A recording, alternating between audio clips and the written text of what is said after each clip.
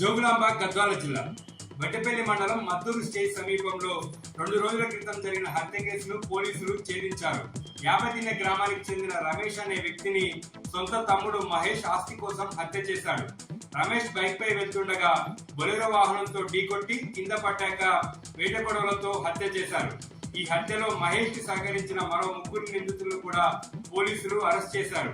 నిందితుల దగ్గర నుంచి 4 మొబైల్ ఫోన్లు, 2 వాహనాలు, 3 వేట గొడవలను స్వాధీనం చేసుకున్నట్లు ఎస్పీ శ్రీనివాసరావు వివరాలు వెల్లడించారు. నారాయణపేట జిల్లా మక్తల్ పోలీస్ స్టేషన్ ముందు అధిక వడ్డీ పేరుతో మోసపోయిన బాధితులు ఆందోళన చేపట్టారు.